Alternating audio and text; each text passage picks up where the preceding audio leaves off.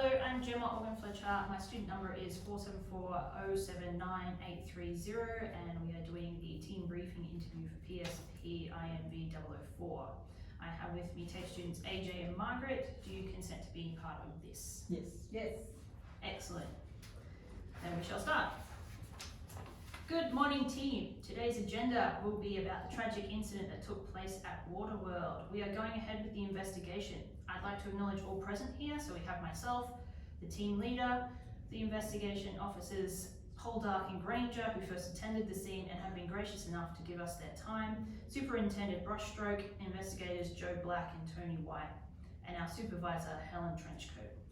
Before we begin this meeting, I would like to acknowledge the traditional owners of this land and of elders past, present and emerging. We are here on the lands of the Darumbal peoples. So for this, so far, the inquiries we've made an initial site assessment, evidence collected, we have witness statements, we have an examination of the ride maintenance records, operating procedures and safety checks. We have evidence of the ride pump system and we are coordinating with QPS with this investigation. We also have the Arcade Leisure Workplace Health and Safety Inspector and our own inspector examination of the scene. We have interviews with the people who attended the scene. And we have the CCC footage and training manuals. We are going to collectively organise and collaborative effect with the QPS, who have been conducting a very thorough investigation. And with this ongoing partnership, will provide us with valuable insights and information regarding the scene and the reactions of witnesses.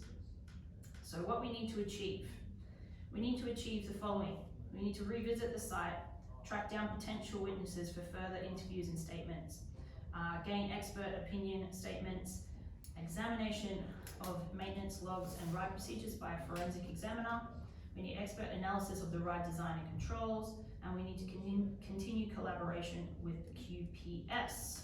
We also need someone to review the training manuals and policies and procedures and collect any audio or video evidence from other bystanding witnesses.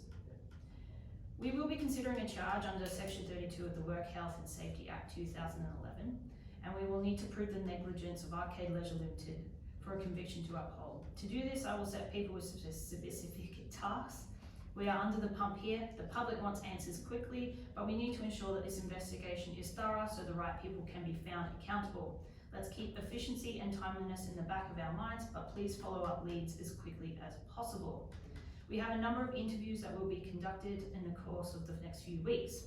We need to find expert witnesses in the form of a mechanical and electrical engineer and a forensic examiner. We need them to examine the ride and all its components to form an opinion on how the ride operates, its controls, and if there are any faults. We also require the WHS officer and management of the park to be interviewed. We need to know about the training staff policies, safety protocols, the policies and procedures for emergencies, and the right operating procedures. A forensic examiner will be going through all of these texts as well. Joe and Tony, I am going to set you the task of following up with these witnesses.